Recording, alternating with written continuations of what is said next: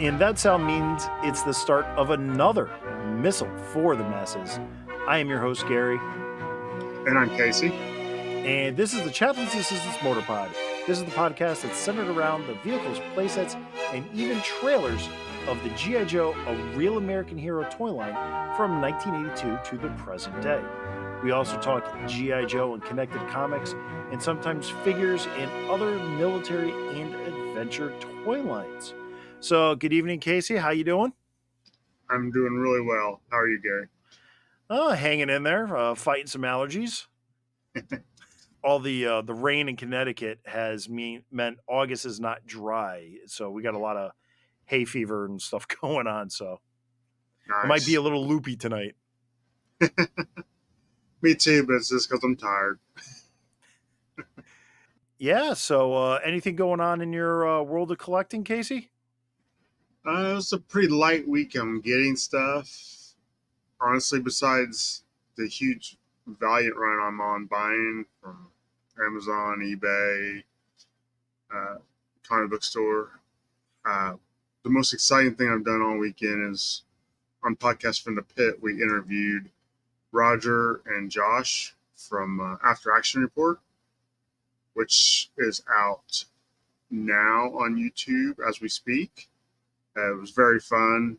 Hear about their new Kickstarter they got going on, and some updates on some other ones that just hasn't come in yet, but they will be fulfilled.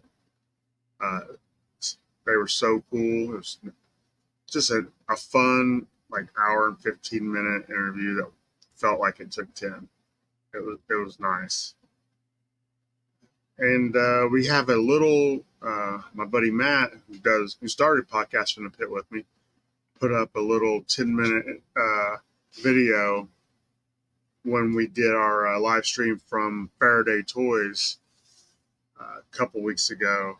He did some footage, did a little interview with Matthew, the pretty much the store owner, and he put that up, and it's pretty nice too. Yeah, so good things going on in the pit. How are things here?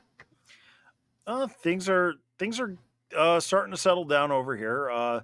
We took the week off last week and went to Terrificon. So just hung out with friends. Picked up some Joe toys. I picked up a new to me Persuader. Needed some work, so combined it with my other broken Persuader. So I have one that's almost 100% complete with no brakes, and picked up a complete Raptor. And just because it had the claws, and it was $15 for a Raptor, $20 for a Persuader, which, depending on the day, might or might not be a good deal. Uh, and then I got some sketches. I did. I shared on Facebook. Mm-hmm. Adam Hughes, he did a Scarlet, and then I also saw Tim Seeley, known for Hack Slash, but also got his start in Devil's Due with G.I. Joe. So I got him to do a Saw Viper. Oh, yeah, I seen that. It's really good. Yeah, so got that, and then on Sunday, regular listeners, and that I'm a big fan of Daredevil, and they had Charlie Cox visiting, so I got to do the meet and greet with Charlie Cox, which was the only reason why I chose to do Sunday, because 2 days at a con is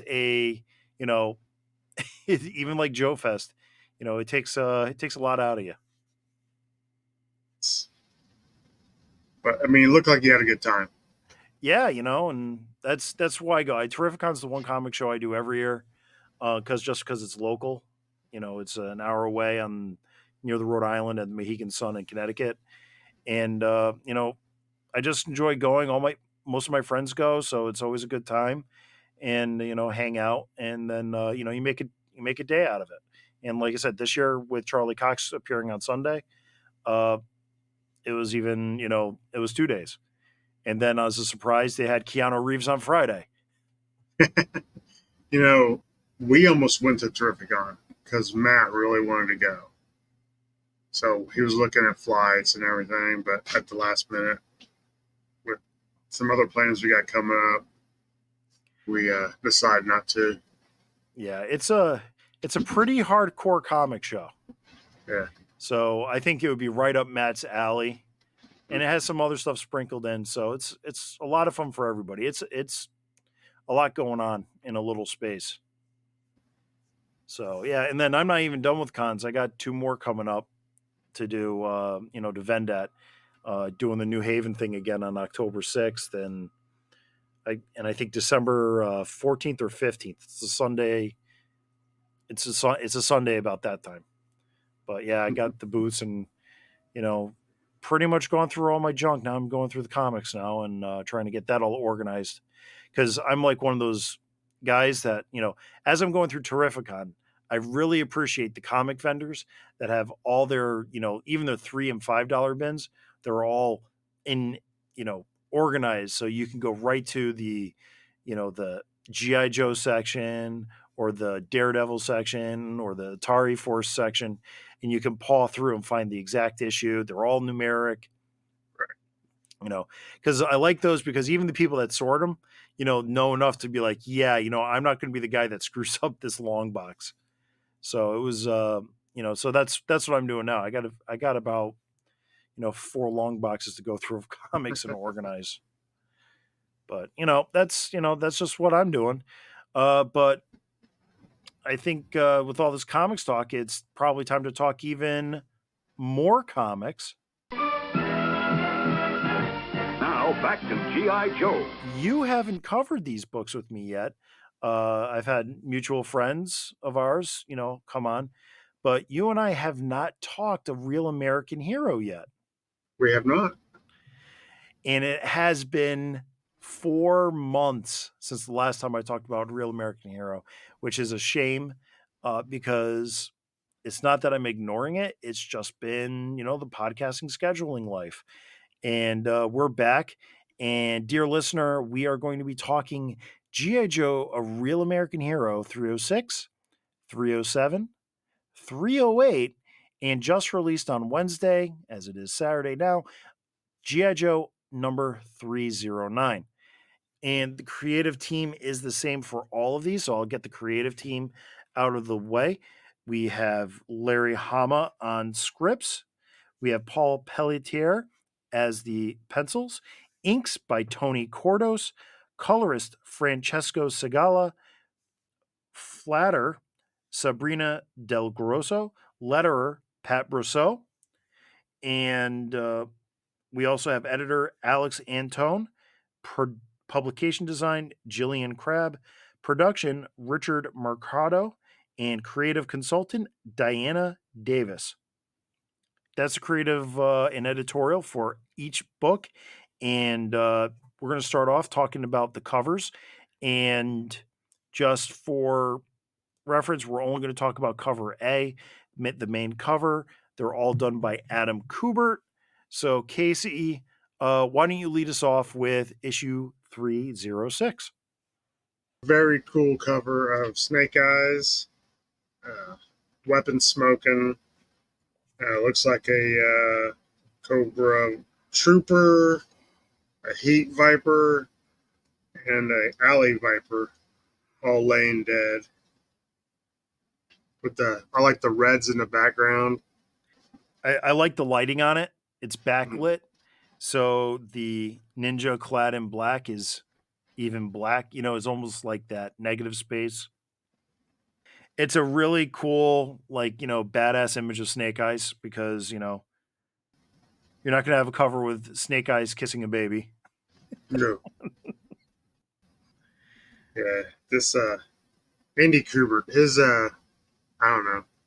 I'm old, so I remember seeing his dad's work back in the day. It's so much like his dad's to me. I mean, I can just look at it and go, "That's a Kubert." The Joe Kubert definitely has his own style, and his sons have strong influences, but they're each different in their own right. Uh, I agree. You can definitely tell it's a Kubert, and it is. It's just strong and it's well rendered, and you know, I like it. I think this is you know, a good cover. It's great. I would pick this up off the shelf if I was a casual fan. be like, what's going on? Why is his gun smoking? This is like peak 90s, 1990s energy. It's just you got no feet, but yeah, you got the smoking guns, and like the other thing too is with him, he's been to the Larry Hama School of gun design. You don't make exaggerated guns. You draw like a real, HK machine pistol. It's I'm only going that because that's what they call it inside the issue. Spoiler alert. So, all right, we'll go on to issue number 307. The cover features Destro and the Baroness, and the Baroness is essentially sort of half embracing Destro as he has his left hand across the small of her back. They're both looking directly at the reader. She's holding a looks like a semi-auto pistol of some kind, like a Colt 45. And he's holding a machine gun. He's large, he's big in the background. He's got a wonderful glint off of his beryllium steel helmet, his mask, and I don't know. It's just an awesome portrait. Yeah, it's very cool. Plus, the Baroness is, I mean, she looks very pretty, but also intimidating. Yeah, it's almost like your guys. It's almost like they're looking at you like you're interrupting our alone time. Yeah, But yeah, it's good. And this almost seems like something that Destro would have painted on top of his mantle. over his leopard skin rug laying there. Love the leopard skin. You know, okay, 308. Because this is right out of the story. I love this. No parachutes needed. Just drop those troopers out there, and it's planes dropping augmented Cobra troopers into Springfield. Yeah, I really hope Cobra Commander is moving to different Springfields because each one gets ruined. It's another one of those. It's action filled. It I like how every and it's been in all these books. Every trooper is unique. No augmentation, no mutation is the same. Even on even on this cover, you got one that almost has like a lizard face, another one that has like, octopus an octopus arm, and then there's another guy in the background behind the Springfield sign. I don't know. He's got like big feet. I don't know why that one's just striking me as funny. Yeah, And then we got 309, which is the team of Scarlet, Snake Eyes, Storm Shadow, and Dawn Moreno. You know, they're coming out of a tree line that is to the reader's left. Scarlet has a crossbow. Snake Eyes has two swords, just like Storm Shadow has two katana, and then Dawn has one sword. So they're all going in. Something. It's another good cover. yeah. And these covers are, I think they're really good. But also, I love the fact that when you do open the comic, the art is not a big step down because I really do like this artist. Agreed. And it's kind of hard because you really don't want to say it's a step down because I mean you are talking about Andy Kubert. Right. And I really think without getting into it, like you said, the style that Paul Pelletier brings in with the inker Tony Cordos, it's very similar to Chris Mooneyham. As we delve in, we're gonna find at least that's the way I feel it. So I'm wondering how much of the feel is the inker rather than the penciler, but it isn't like you said, it isn't a step down, but it isn't a jarring like shift, and I'm also wondering if the colorist is partially responsible for that as well. But yeah, like you said. So real quick, do you have a favorite among these four covers? Well, I would have to say either 306 or 308 are my favorites for different reasons. The 308's got a little bit of comedy with the different troopers, but 308 is, like you were saying earlier, it was almost like the comics heyday in the 90s. Only thing missing, when you said they ain't drawing the feet, and I don't see any big shoulder pads. So, Or pouches? yeah, let's see a few pouches, but No, absolutely. No, yeah, I would have to go, and it's really hard. Like you said, my the unfortunately 309 is number 4.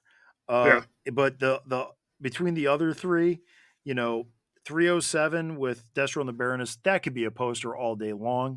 Mm-hmm. 306 could be a poster. The only thing I would say is the rendering on 307 seems to be much more cleaner and much more like contemporary, whereas 307 has that retro feel. And I don't know, it's really hard because 308 too to me is just action, and it has a sense of humor and everything. So I mean, I don't know. Just because it's Baroness, I guess I'll go with 307. What can I say? Can't go wrong. So, okay, well, we're going to talk about these books, and if you're listening, please know that it's just going to be spoiler city. We're going to talk about them ad nauseum, get our thoughts out there. So if you haven't read them, maybe you want to pause and revisit, or if you haven't read them or you have read them and you just want to listen, yeah, we're going to start. So issue 306 really starts off picking up where 305 left off with the heat seeking missile approaching Zartan. So Zartan goes to evade it. He chooses himself over his swamp skier. And I think this is the first time in the comic we've seen the swamp skier, or it's the second time. It was in last issue. He does the old I'll jump off, let the missile blow up. And then the first thing I noticed was he's like, well, who sent this missile after me? And then it shows the Mars logo. Now, real quick question for you. Did you think that was the Mars logo when you saw it? No, Yeah, I thought that was a Revenge. Revenge Robotics. yeah, I did not think Mars. I still don't think Mars. Yeah, so I'm not sure what's going on there. Because the other thing too is if it was, I don't know, that's one of the things that unfortunately with this book is sometimes it gets confusing. So we flash over to Cobra Island, and Serpentor and Dr. Mindbender, they think that, well, Dr. Mindbender thinks that Zartan blew up, but Serpentor he must have read a comic book before, because if you don't see the body, they ain't dead. But that doesn't stop him from basically saying, you know, we need to ramp up production of the mutant troopers, and start on his immediate plan to take over Springfield. He reveals about the Zartan simulacrum that's currently visiting Destro, and we flash over so that's the segue to go to the Scottish Highlands to be with Destro, Baroness, and the fake Zartan, where then an Iron Grenadier, you know, says to Destro in this meeting, "Oh, that's a fake Zartan." Baroness draws her weapon, and like the simulacrum of Zartan is just like, yeah, this is just normal things that happen at a dinner, you know. So I don't know. I had a little problem with this scene. I think it over explained a little bit. Like Destro didn't know that it wasn't a simulacrum.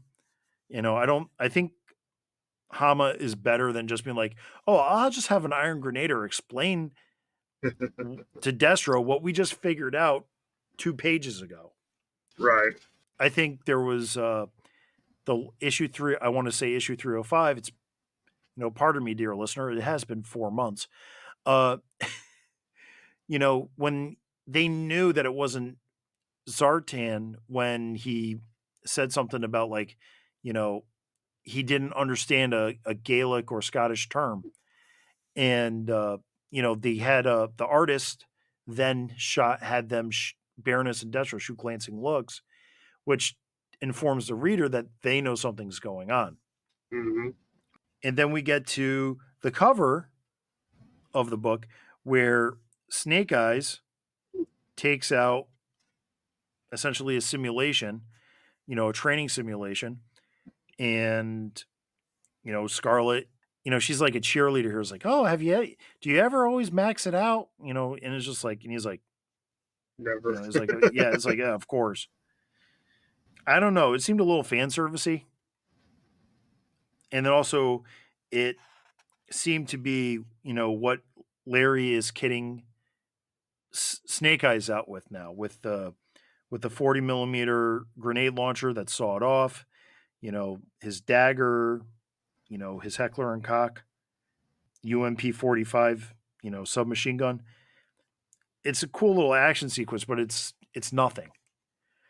As if we don't know that Snake Eyes isn't already the baddest of the bad, and I don't know. Am I alone in thinking this? Like we're getting a little too much over explaining right now.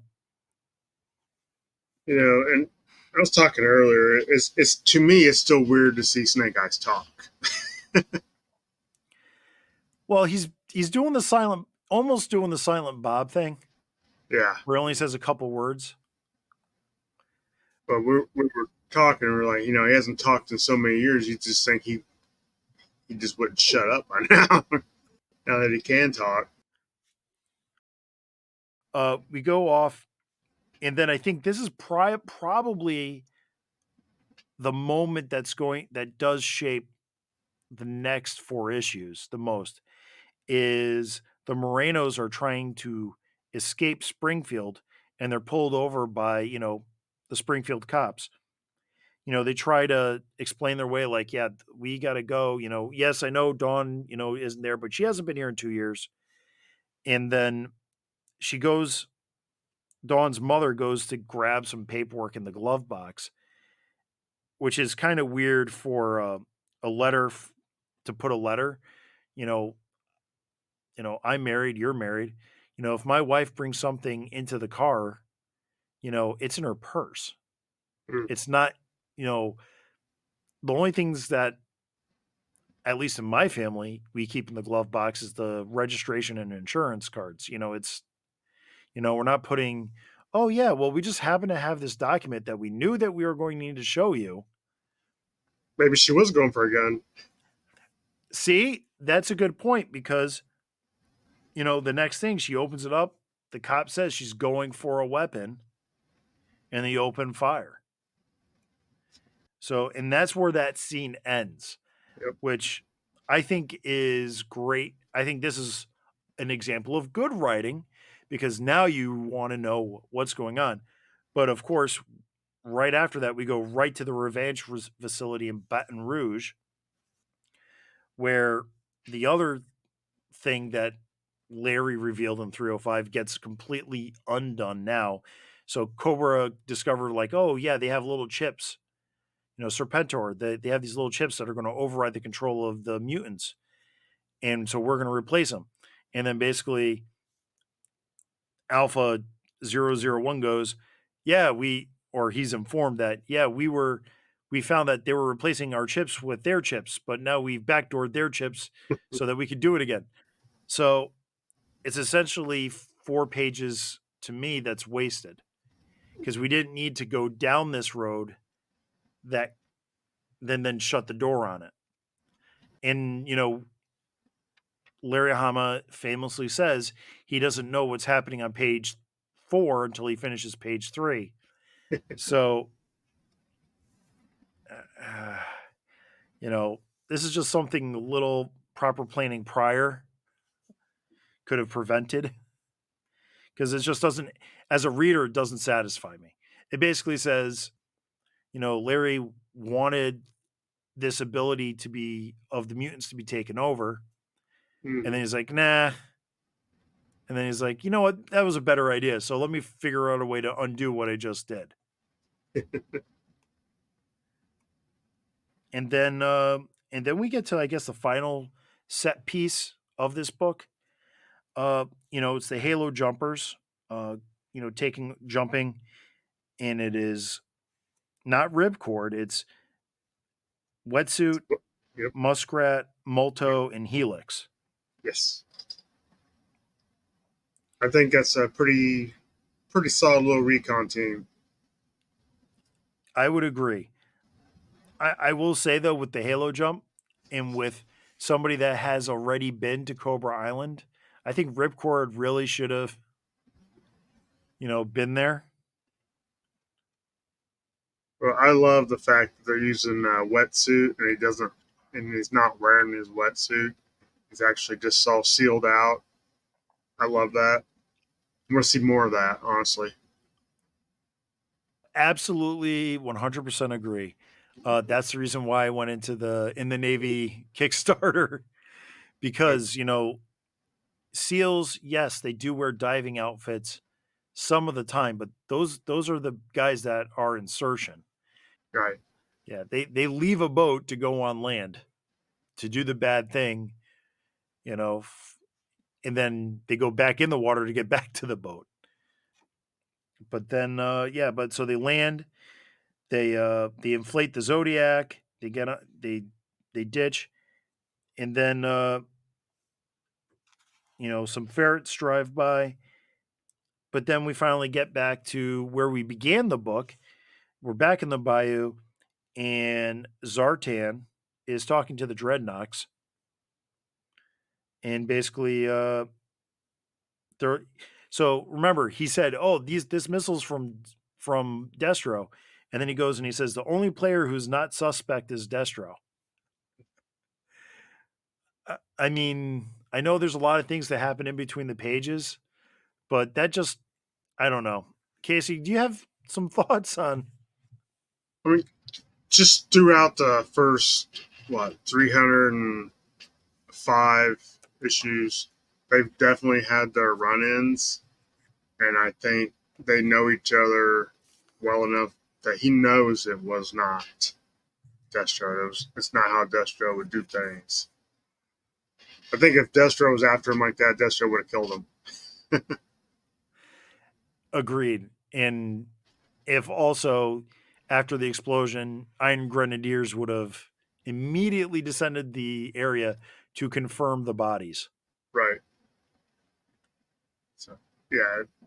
Oh no, I kind of like that part, and just to put a little bow on this last issue was the art of the insurgent team. Those 2 or 3 pages, I thought that was fantastic, and I would love to have one of those as a in a frame on my wall.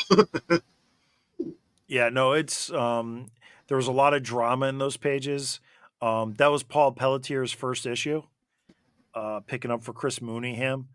So yeah, I think he did a great job grasping the characters, grasping the action, but also conveying the drama and the energy of each scene. So yeah, I think it was a good first showing. Uh, Overall, for me on that one issue, it it really didn't do much for me because it seemed to do one thing and then do another, like it was like a whole bunch of series of, except for the insertion, it seemed like it was a whole bunch of 180s. Yeah. Sometimes, and I don't say this negatively because I love Larry Hama. But sometimes when I'm reading his comics, I picture like a squirrel seeing something shiny or something. Go this way, go that way, go this way.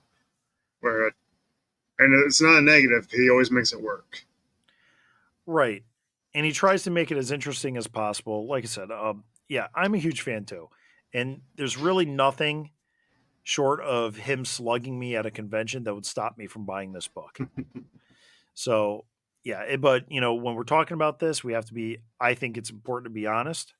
Hmm. And you know, I think, it just the book left me feeling empty. And that's really all I wanted to get across.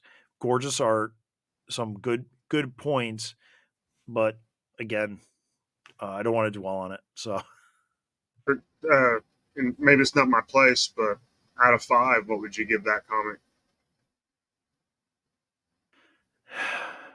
a 2.5. 2.5. I was gonna say three, and but a lot of positives. We just gotta watch how this progresses. Yeah, the to me the fact that the art is really top notch. Hmm. Like I said, I like Pelletier's pencils. The one thing I hope he continues on, and as we'll talk about the other issues, I hope his layouts get better. That was one thing I really liked about Mooneyham. He was able to shake things up in the framework of each page, whereas Pelletier seems to be a lot more traditional. I mean, there's nothing wrong with traditional. No, It's just traditional versus somebody that's trying to do things different. But, at the same time too, you can try and take the swing and do something different and fail, but the chances of reward of, you take that big swing and you hit a home run. And I think Mooneyham does that. I think Pelletier's just like I said, but that was his first issue, so I really don't want to be like, wagging my finger because it is his individual renderings are very good and his panel work and his storytelling is good as well. I one thing I've appreciated since Skybound has taken over all these comics is when they do change artists, it's not a drastic change like when Transformers. I mean, yes, it's different, but I mean, it goes right with it. And it's just, I don't know. I've read comic books in the past that I just love the story, love the art. Then I get the next one, they change artists, and I'm like, this is trash. And I'm glad I don't get that. Yeah. I I'm gonna go back to real quick to I met David Mack at Terrificon, and he was like, I was talking to him about his Daredevil run, and I mentioned his he did a book arc, and it's about Echo, and it's like a dream type thing, and David Mack did those variant covers for GI Joe, the Energon universe, and imagine if every page was like one of those covers and written all around in circles and upside down and everything. And I was telling him, I says, this was doing something, very, different. And then I said, it's like, and I discovered this because I binge read Daredevil Volume 2 3 years ago. And he looked at me and he's like, I want to know what your feeling was binge reading a book like that because it's not like an indie book where Kirkman and Adler or or any one of those like Eric Larson doing Savage Dragon. He's like, how did that read? And I said, I will say this: it was different because you had different styles. But I'll say this: the editorial did their homework because every book was each book for the most part was quality. The story, the characters stayed the same because this isn't GI Joe: Real American Hero where you have Larry Hama writing the whole thing. It is different writers, different artists putting their own spin on a character, and by and large being successful at it while also putting their own unique stamp on it.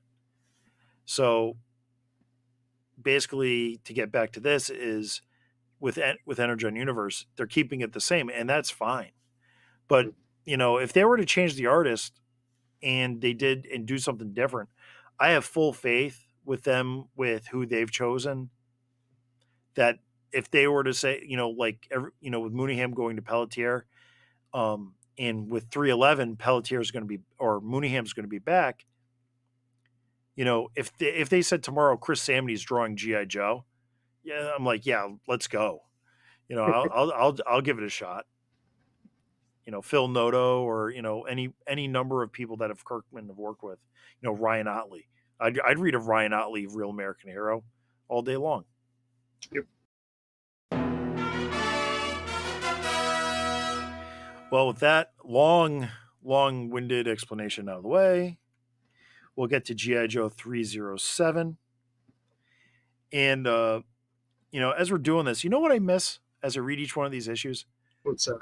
I miss the old individual issue title. Oh yeah. But we open up with a Revanche stealth bomber landing on Cobra Island, and basically the stealth bomber has been modified with vertical tubes, and I don't know. I think at this point they haven't really said the purpose for the vertical tubes.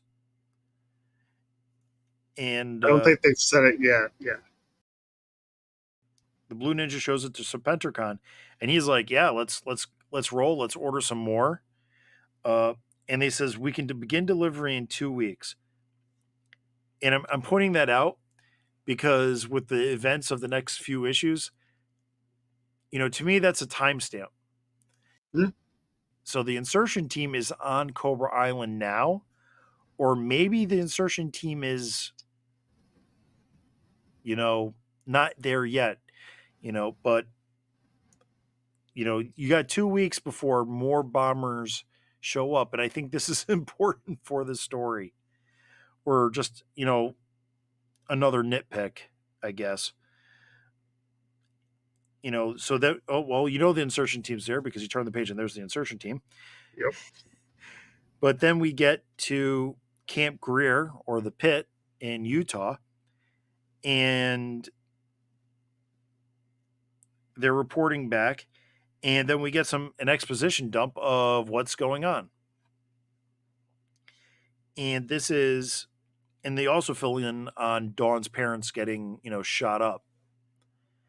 So this reminds me of the 1980s, when people didn't read in trades, when people didn't binge read, of every comic is somebody's first comic.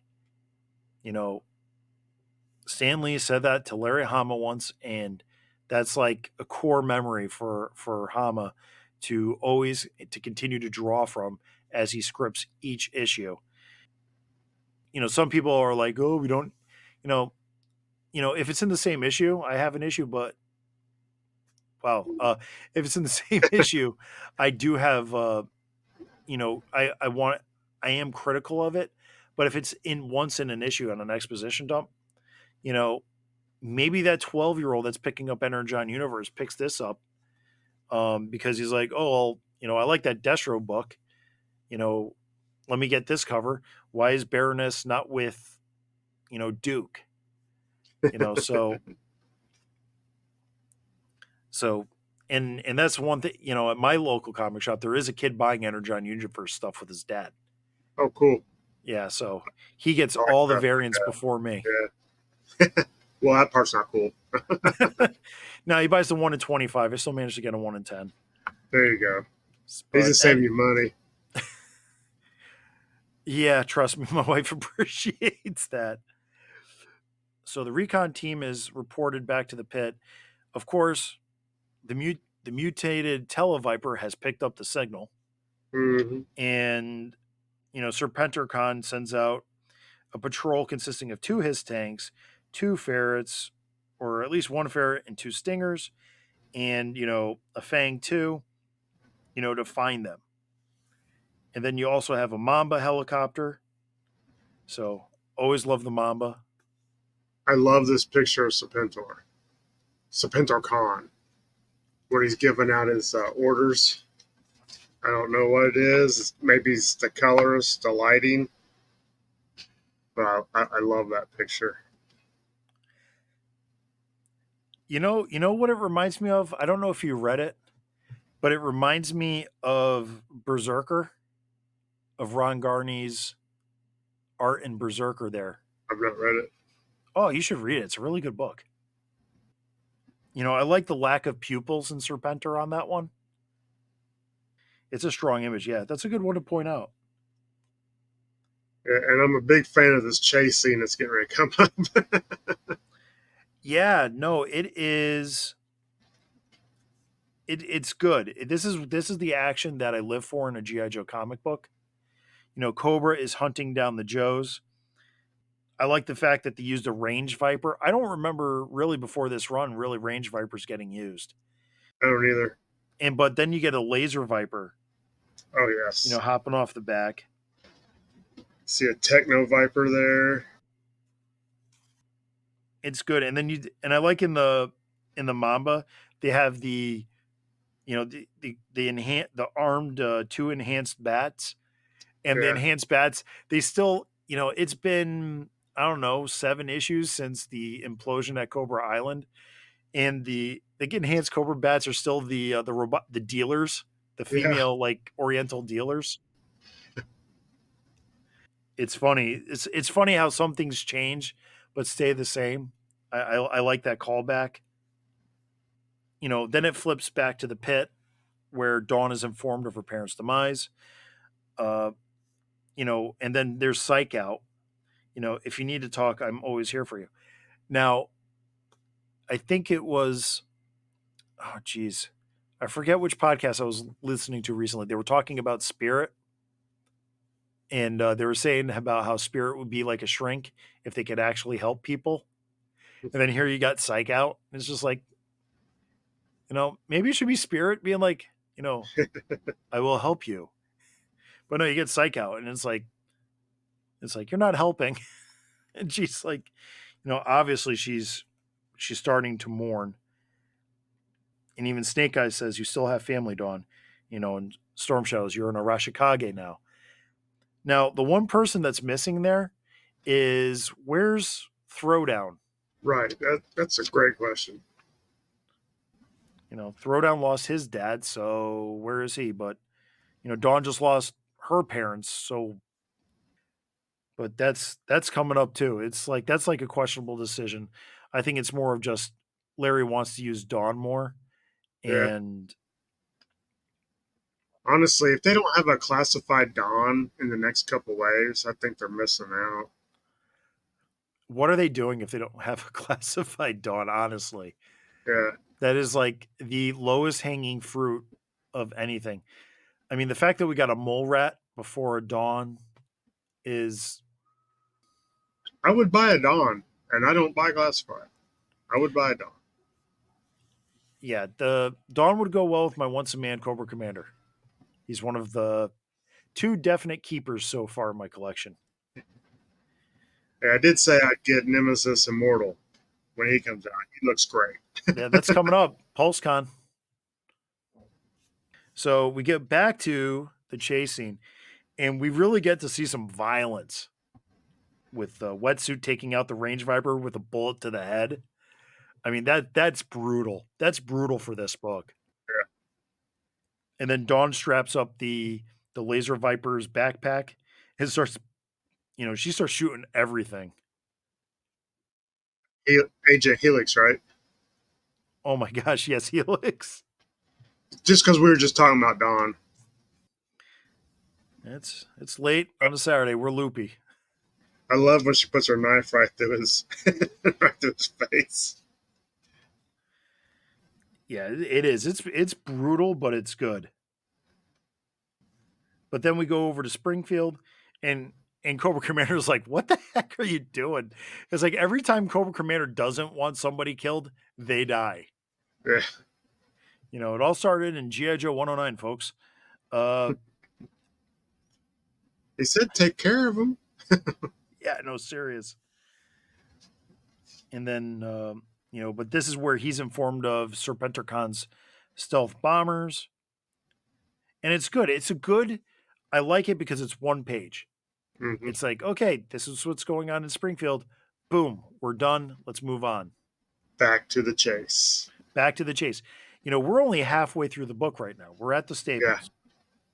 So we're back to the chase. So a laser viper can take out a Hiss tank, apparently. Split it right in half is what it looks like. That's some powerful lasers. It is a hiss too. Well, when we finally talk about the Hiss too, man, I got some controversial opinions. I think about that thing, but I'll just say this: I like the Hiss too. All right. I gotta get one so we can talk about it. You should. It's. I would think you would enjoy what it brings to the table. Um. Yeah. So they're still chasing. They've commandered two ferrets. They're all the way on the at the beachfront when they're finally attacked by the mamba. But then we go back to Scotland. And, again, they're approached by another Iron Grenadier who takes Destro away personally. And then it's revealed that it is Zartan. Now, like you like that image of Mhm. Serpentor Khan. I like the 2 panel transition of the Iron Grenadier into Zartan. I think Pelletier did a really good job on that. And then follow up panel of Destro looking at the reader or looking at Zartan is also exquisitely well rendered. Yeah. This honestly is one of my favorite pages in this book. But basically, it's Zartan being like, "Hey, did you know that guy's an imposter?" And Destro's like, "Duh." Yeah. But then after those 2 pages, we're back to the chase, and then finally the enhanced bats are dropped from the helicopter, and Serpentor really has this thing for dropping things, and they drop into the sand, and then they topple over the ferrets, and it knocks out the Joes, and they are ready to be captured. Yeah, I did like that ending to that. I thought that was pretty cool. How they pop back out of the beach. Yeah, no, it was good. I like the fact that it ended on a good cliffhanger. It was a solid ending. Uh, Casey, why don't you tell what are your thoughts on the book? I thought it went at a really nice pace. Like you were saying, because Larry does go all over the place, but it wasn't like for 2, 3 pages at a time. It was, we're going to get our information here. Let's get to the main part, which I thought was the recon team. Then we're going to get some more information back to the recon team. I felt like the whole thing just went smooth, and uh, yeah, I loved it. I would give it a 4. You'd give it a 4. uh, I'll tell you this too. I give that one a 4 as well. I really enjoyed the chase scene. It really kept me turning the pages. Um, he broke it up with little bits here and there, but then returning back to the chase. Uh, I like. I think he did a very good job on scripting, and I really liked the art in the book. It was, yeah, it was a 4. All right, so issue 308.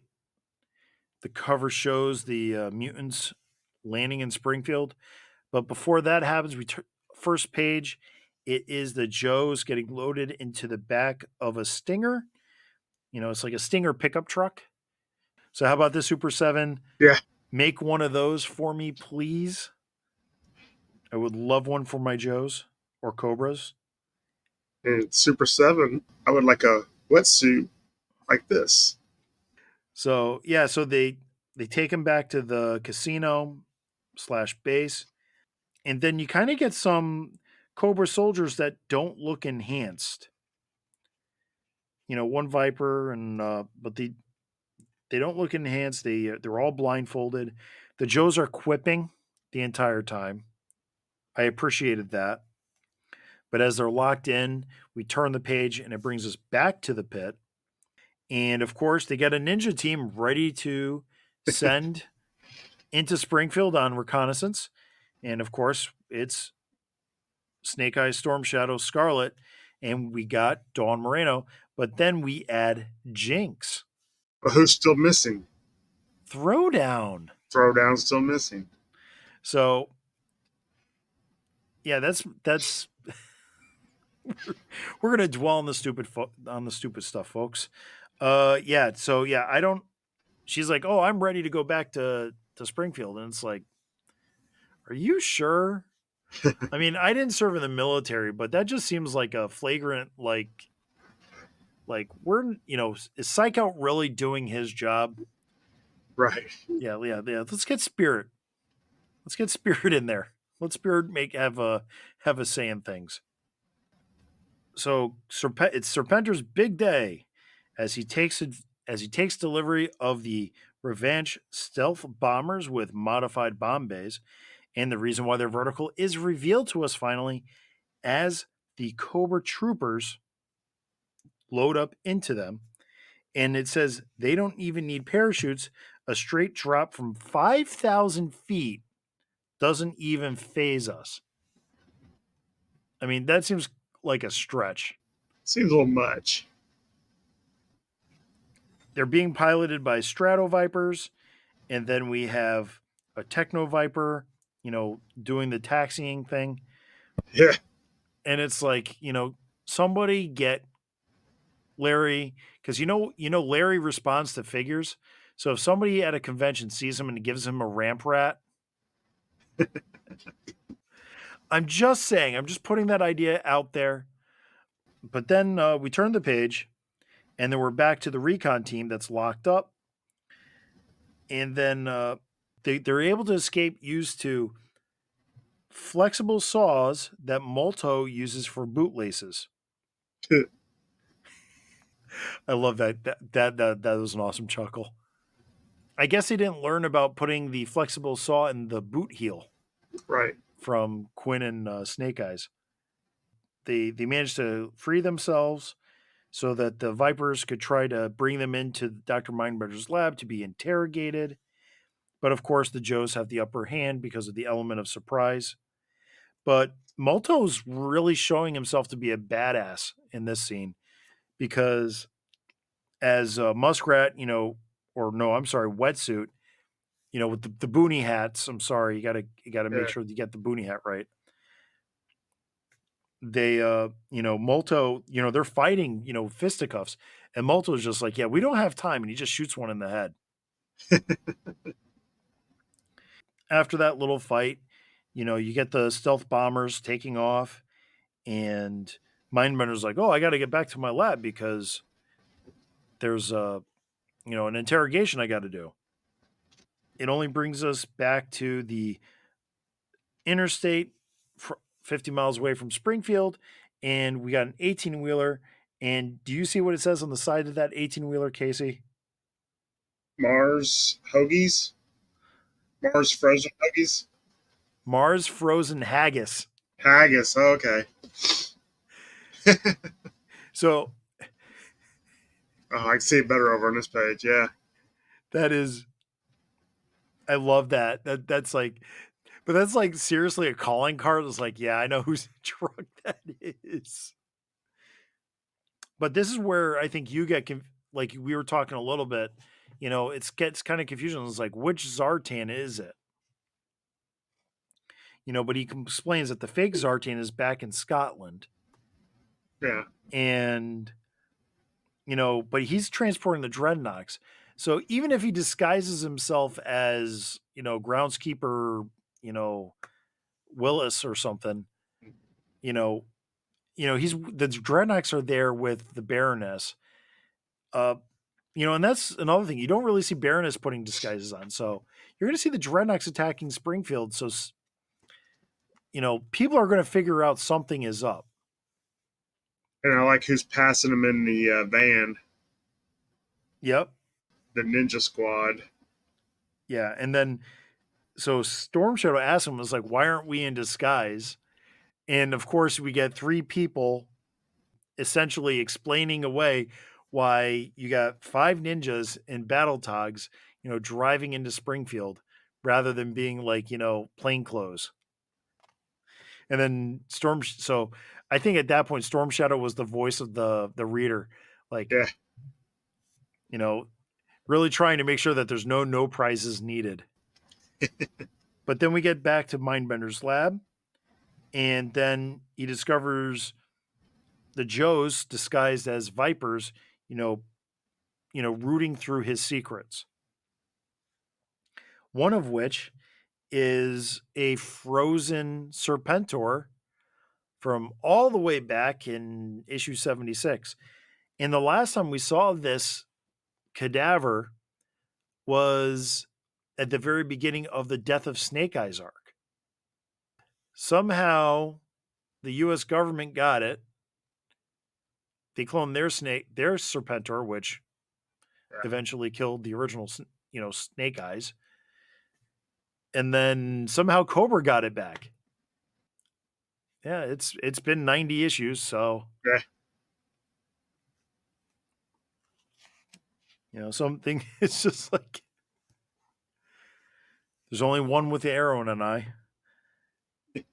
But then so after that revelation, we go back and it's the stealth bombers arrive ahead of Zartan and the Joes.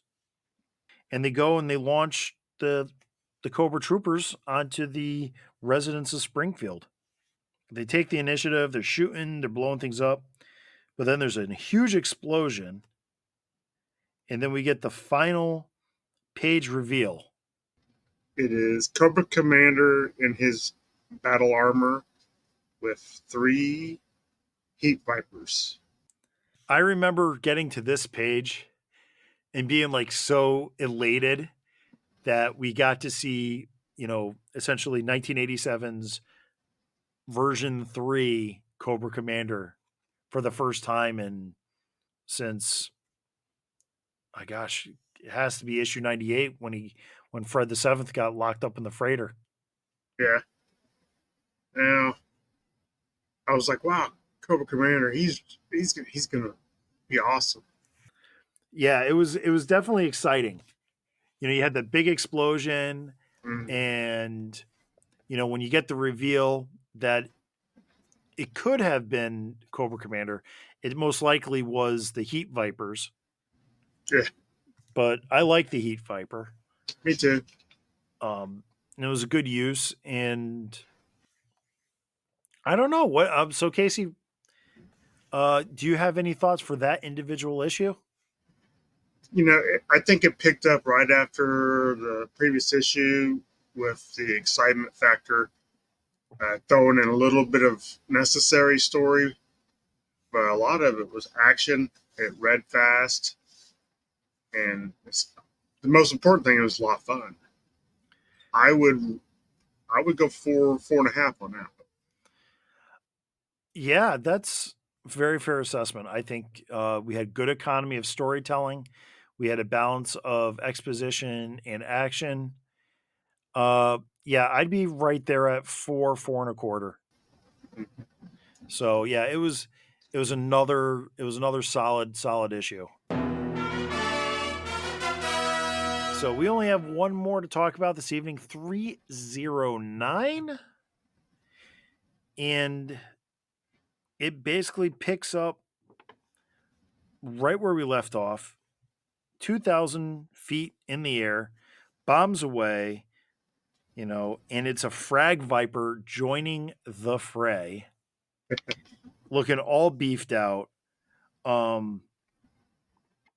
Enhanced cyborgs don't need no wussy parachutes. He gets there, and then we kind of got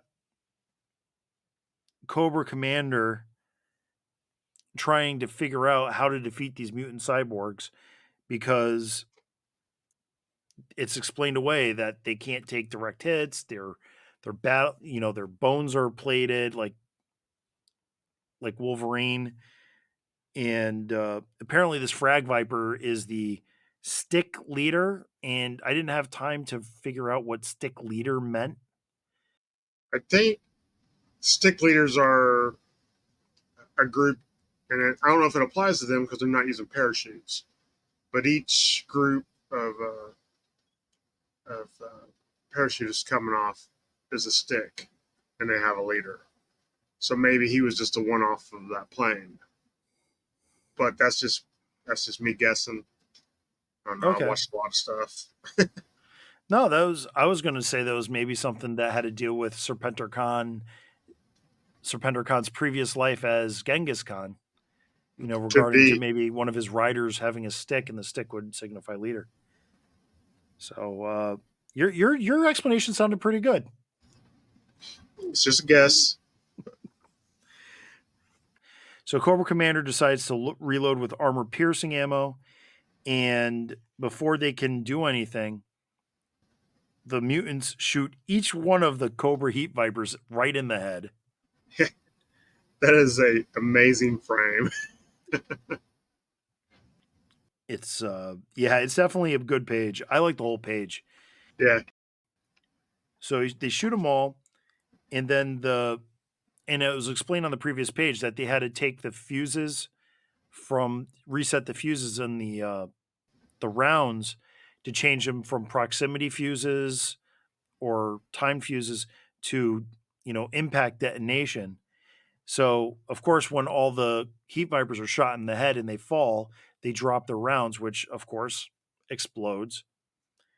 But then we get this really, you get a good frame of the frag viper at the bottom of that page after the explosion. I really like it. I really like he looks almost like Bane Yeah. from Batman. But then you go to the first panel of the next page, as it's the horizontal panels. You're reading vertically, and you get Cobra Commander just having two Heat Viper rounds in each hand, and he throws them at the heads of the mutant Vipers. A la Chuckles from GI Joe the movie, and and he just he takes back the initiative and chases off the Frag Viper. This, of course, rallies the troops. At this point, Cobra Commander could do no wrong. No, at this point, I'm like, I love this. Yeah. I've been waiting for this Cobra Commander to come back. I do. I like this turn of events. I like this take charge attitude. We move to the next page. You get the collision with the magnet didn't do our semi any good, Zartan. So they managed to explain away where Zartan is and the Baroness, and they take out the Thunder Machine to essentially attack the Cobras. They're causing mayhem. Oh yeah. I like it when Road Pig beheads one of the mutants. Looks almost like a snail or some alien creature.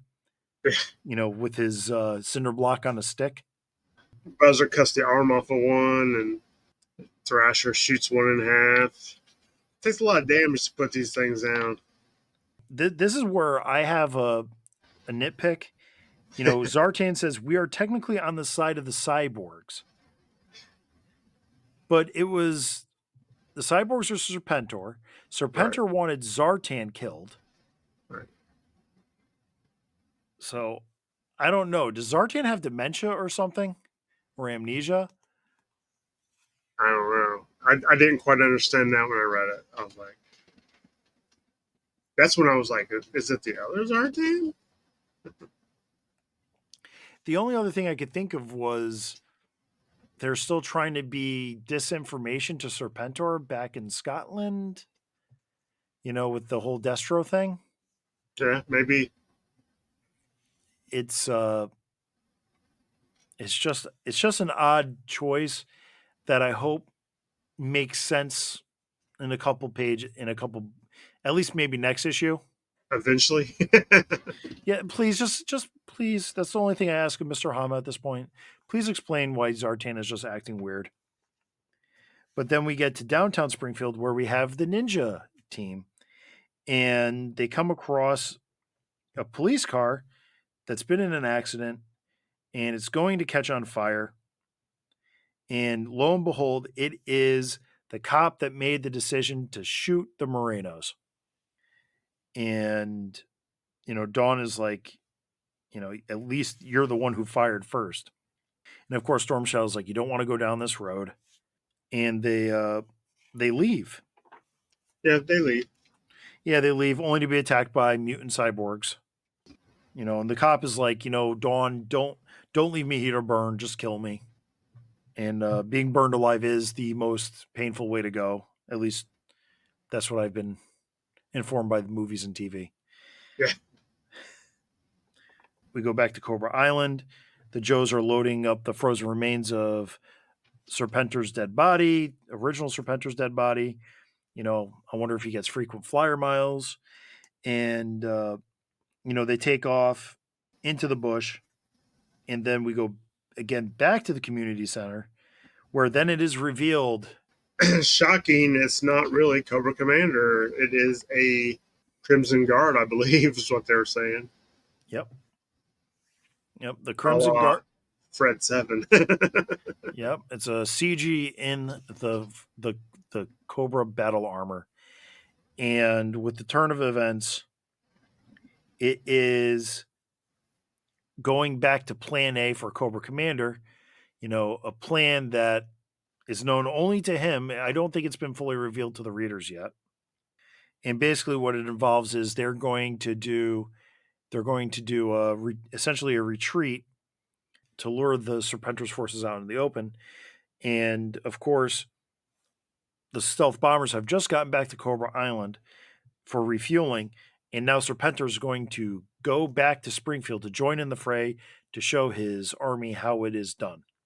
The final moment is, the ninja team is taking on all comers, but the cyborgs are leaving the fray to join the rest of their teams and going after the Cobras. They're looking for Dawn. She has gone back to deal with the cop. And at that point, on the final page, the cop is begging for essentially begging for mercy, a bullet to just not get burned alive by Dawn. And Dawn is looking on to make the decision of what to do when it comes to this Cobra cop. I have a guess at what she will do. I think she'll get him out of the car. Yeah, they made it pretty kind of weird. Like, yeah, we can't get him out of the car. And it's like, you guys are wielding a Rashikage steel. Right. Yeah, that's like better than the jaws of life. And it'll be something like Storm Shadow saying they could have did it the whole time, but she needed to do it, or something like that. It's going to be something along those lines. It'll work out. Yes, there's the Zen riddle. Yeah. But I would put this one alongside the one before. I would still say about 4.25, 4.5. I don't think we're hitting that 5 yet, but I think we will. I like where the story's going. I've not had an issue with the whole zombie apocalypse on Cobra Island because it's different and it doesn't affect the inner John. So when I'm reading Hama's, it is Hama's. The inner John is their own thing. Absolutely. I would also say that for me, this was a 4.5. A lot of good action, storytelling in the action, minimal exposition. I think overall, to me, out of the 4 issues we just talked about, this is my favorite. So that's why it's a 4.5. Yeah, it's been good. I don't mind the weird stuff. Yeah. I've never minded the weird stuff. It's one of those things that if you're reading G.I. Joe at this point, you kind of have to embrace it. Sometimes the books are serious, sometimes the books are fun. It's just right now, it's what we're doing. It's its storyline. It's going to have its conclusion in probably another 2-3 issues. They haven't announced any trade paperbacks for this yet either. Uh-uh. So surprising. Probably going to wait till the storyline's finished and put out a big one. That'd be my guess. Yeah, but it doesn't seem to be like, how IDW wanted their 5-issue blocks for each little trade paperback. And Hama notoriously doesn't write that way. Mm-hmm. So it didn't, it doesn't work. And it's like each book, and the books are all written the same way. These are meant, his books by far are meant to be collected individually. That's the, it's not the way the modern reader does things, but I don't know. I like that flavor of book, especially as I read G.I. Joe. Well, I'm enjoying it. It's different from the Energon, but it's it's 100% Hama, so I enjoy it.